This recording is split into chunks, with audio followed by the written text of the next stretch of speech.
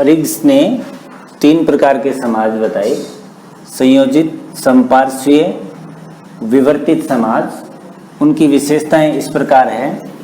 जो संयोजित समाज होता है वह मूलतः कृषि समाज के जैसा एक कृषि प्रधान समाज होता है। उसमें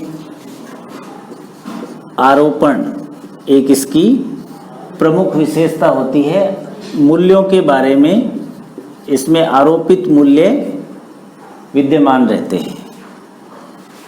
अब ये जो बीच का समाज है प्रिज्मेटिक समाज, इसको हम एक बार बाद में देखेंगे। पहले संयोजित और उसके बाद उसके बिल्कुल उल्टा विवर्तित समाज देखेंगे। आरोपण पाया जाता है फ्यूज सोसाइटी में। उसके पश्चात इसमें विशिष्टतावाद या क्षेत्रीयता, विशिष्टतावाद या क्षेत्रीयता पाई जाएगी और कार्यात्मक रूप से बिखराव पाया जाएगा। कार्यात्मक बिखराव या कार्यात्मक विसरण, कार्य बिखरे हुए मिलेंगे। जो फ्यूज्ड सोसाइटी होती है, संयोजित समाज होता है, वो कृषि प्रधान होता है। उसमें आरोपित मूल्य विद्यमान रहते हैं, विशिष्टतावाद या क्षेत्रीयता पाई जाती है तथा कार्यों का बिखराव होता है, अर्थात कार्यात्मक विसरण पाया जाता है। इससे बिल्कुल उल्टा विवर्तित समाज होता है। विवर्तित समाज में उपलब्धि आधारित मानकों पर जोर होता है। आरोपण के बजाय उपलब्धि आधारित मानक होते हैं। विशिष्टतावाद के स्थान पर सार्वभौमवाद या सार्वभौमिकता होती है, सार्वभौमवाद पाया जाता है तथा कार्यात्मक विसरण के बजाय कार्यात्मक विशिष्टता पाई जाती है।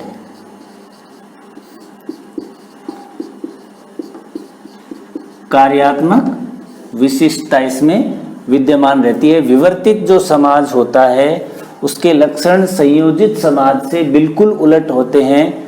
संयोजित समाज कृषि प्रधान समाज होता है, विवर्तित समाज उद्योग प्रधान समाज होता है। इसमें उपलब्धि आधारित मानक, सार्वभौमवाद, यूनिवर्सलिज्म और फंक्शनल स्पेसिफिसिटी होती है। कार्यात्मक विशिष्टता इसमें पाई जाती है। अब जो बीच का समाज है समपार्श्वीय या प्रिज्मेटिक, प्रिज्मेटिक सोसाइटी की क्या विशेषता होगी कि विवर्तित और संयोजित दोनों के गुण एक साथ विद्यमान रहेंगे। कृषि प्रधान, उद्योग प्रधान, दोनों चीजें एक साथ मिक्स्ड मिलेगी। तो इन ऐसे समाजों के क्या गुण होते हैं? प्राप्ति, जो प्राप्त हो गया उसमें ही ये ठीक मान लेंगे। प्राप्ति, चयनवाद तथा बहुकार्यात्मकता।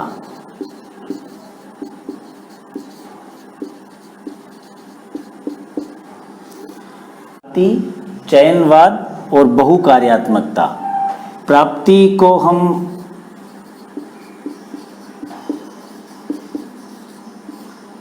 आपाधापी इसको ऐसे समझ सकते हैं कि जो प्राप्त हो जाए जितना उतना ही अच्छा है।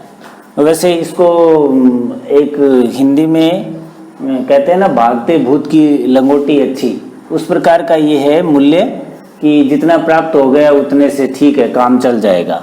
इस प्रकार के जो समाज हैं इसमें इस प्रकार का व्यवहार पाया जाता है। चयनवाद, चयनवाद का मतलब ये न तो यहाँ विशिष्टतावाद है न यहाँ सार्वभौमवाद है। संस्थाएं और व्यक्ति यहाँ चयन करती है कि अपना क्या प्राइस रहेगी, क्या मार्केट में। चयनवाद का सीधा सा अर्थ यदि सरल शब्दों में कहें तो हम कहते हैं ना, मुंह देखकर टीका निकालना, तो वो उदाहरण चयनवाद का उदाहरण है। प्रिज्मेटिक सोसाइटी की ये विशेषताएं होती है। डिफ्रेक्टेड की उपलब्धि, सार्वभौमवाद और कार्यात्मक विशिष्टता। अब जो मूल रूप से रिग्स ने विकासशील देशों का उदाहरण दिया था, उसके आधार पर जो प्रिज्मेटिक सोसाइटी है इसका विवरण अपने लिए महत्वपूर्ण है और इसी को केंद्र में रखकर रिग्स ने ये मॉडल दिया था विकासशील देश को। तो इसमें हम भारत को रख सकते हैं। उस समय फिलीपींस और थाईलैंड, भारत को रख सकते हैं प्रिज्मेटिक सोसाइटी में। वैसे प्रिज्मेटिक सोसाइटी कह सकते हैं इसको, लेकिन उस समय रिग्स ने फिलीपींस, थाईलैंड को रखा था। और इस कैटेगरी में, फ्यूज्ड कैटेगरी में, जो श्याम या चाइना को रखा था।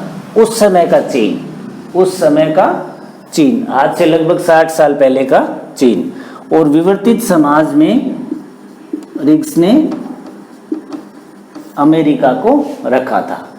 तो अब इनकी प्रणालियों की विशेषता हम जानते हैं कि ये इसमें प्रशासनिक, आर्थिक, सामाजिक जो व्यवस्था होती है वो किस प्रकार की प्रणाली उसमें पाई जाती है, उसको हम देखते हैं।